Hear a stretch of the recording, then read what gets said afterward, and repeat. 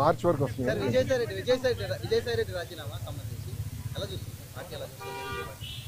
ఏ party? వైకాపానా Telugu Desam? Telugu Desam party.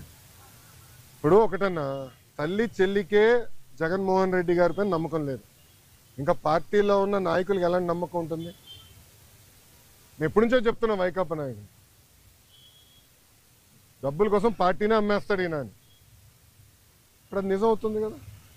ఒక్కొక్కరు రాజీనామా చేసుకుంటూ వెళ్తున్నారు. దానికా నేను శిక్ష పడదని నేను ఎక్కడ అన్నాను తల్లి? నో ఐఎమ్ సారీ, నేను ఎక్కడన్నా శిక్ష పడదని? ఇప్పుడు లిక్కర్ కానివ్వండి, ఇప్పుడు ఒకటమ్మా 2019 నుంచి 24 వరకు మేమందరం ప్రజల్లో ఉన్నాం.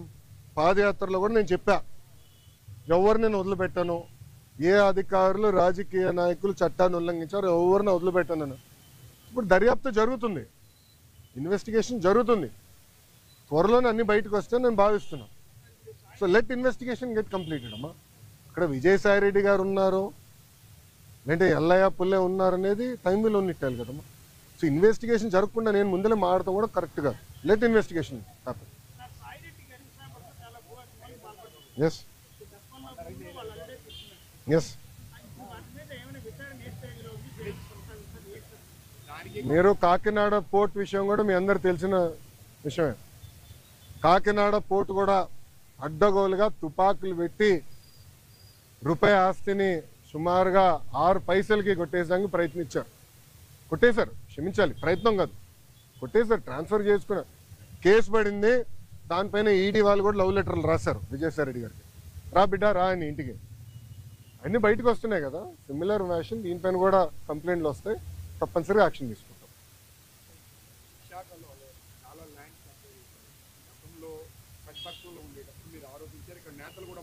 అవునండి.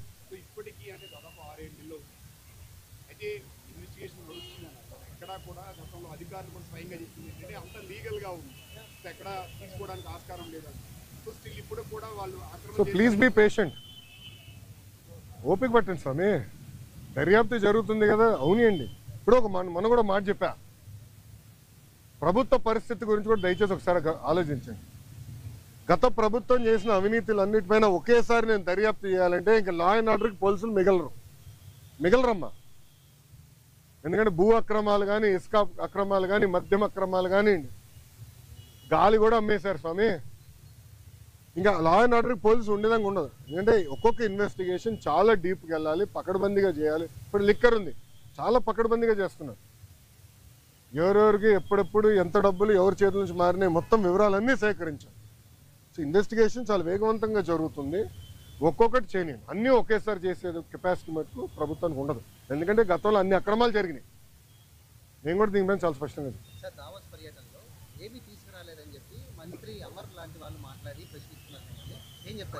అరే కోడిగుడ్డుని నేను సూటిగా ప్రశ్నిస్తున్నా. మీరు మంత్రిగా ఉన్నప్పుడు మీరు ఏం తీసుకొచ్చారు ఆంధ్రాకి? ఏం తీసుకొచ్చారు చెప్పండి. ఇప్పుడు మేము మాకు ఇప్పుడే థ్యాంక్ యూ అన్న 7 నెలల్లో 6,33,568 కోట్ల రూపాయలు పెట్టుబడులు తీసుకొచ్చాము.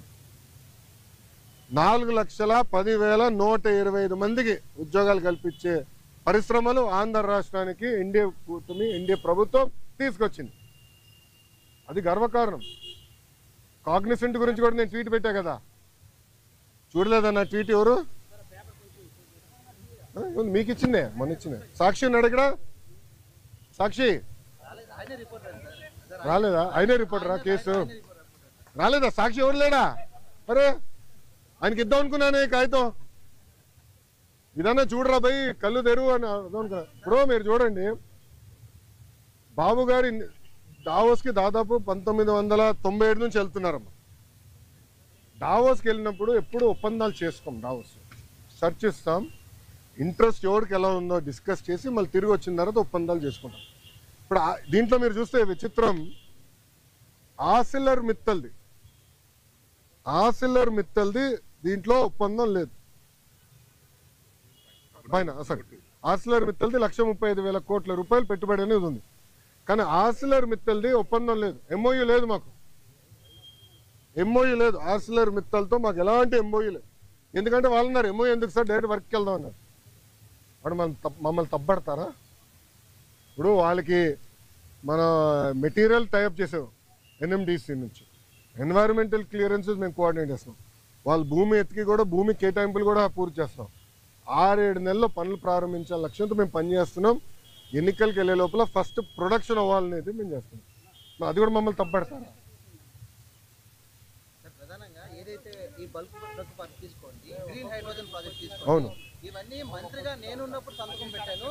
ఇది టీడీపీ ఎందుకు క్రెడిట్ తీసుకుంటుందంటూ కూడా మాట్లాడుతున్నారు. ఏం సంతకం పెట్టాడు?